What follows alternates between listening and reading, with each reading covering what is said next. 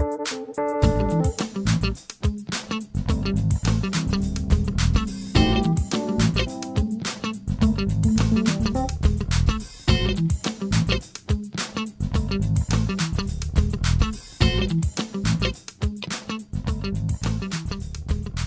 know, I get a lot of questions from people about getting disability benefits for kids.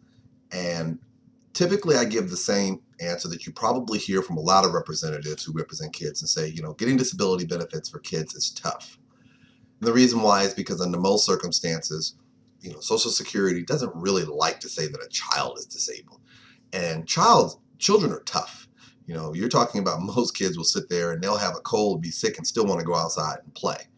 So what I do is when I'm talking to someone about children, I focus in more on what is the specific condition that you're saying is disabling your child.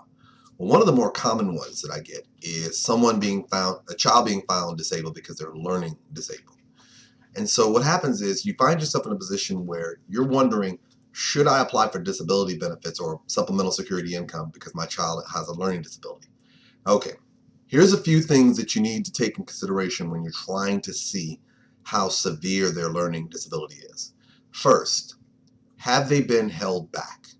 You want to ask that question because if you're saying that the child is having academic issues, ask yourself that question. How many times has that child been held back into a prior grade because they had problems at that grade, achieving those grade levels and advancing themselves going forward?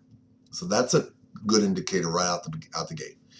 The next thing you want to look at is look at the grades. Let's just be blunt here. Not only the grades and standardized testing.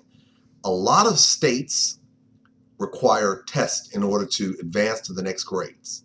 So what you want to do is you want to look and see how are they actually doing on their test for those tests for their for those those tests for advancement to the next level.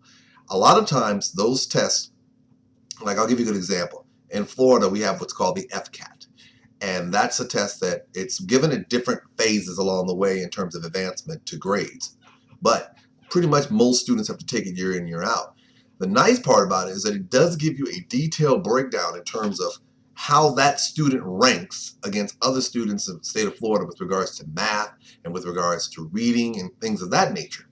So if you notice that the child is scoring very, very low in those particular areas, that might be useful as a further indicator that the child might have some indication of having some learning disabilities. Also look at the grades.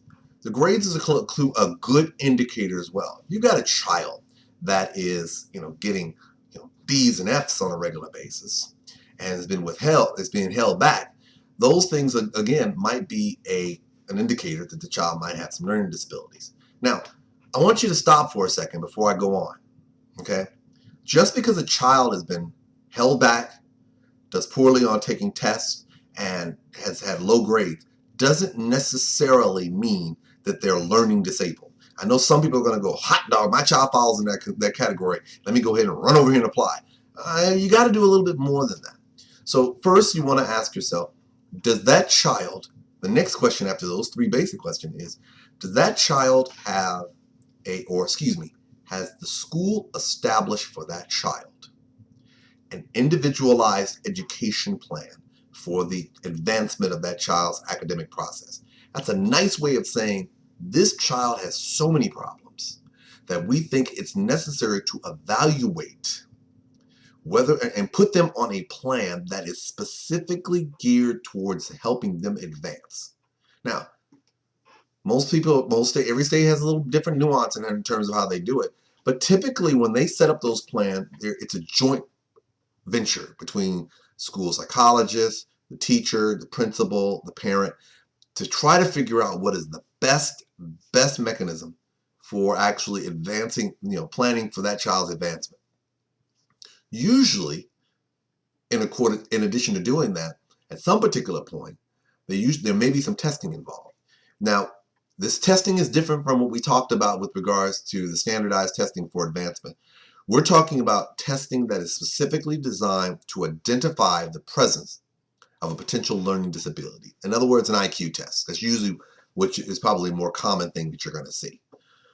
So if the school has determined that the child has some disabilities with regards to educational, then you need to ask yourself, is that child in any type of special programs that's designed to assist them? Meaning, are they in learning disabled, slow learning disabled? Are they in those particular classrooms that are earmarked specifically with children with learning disabilities?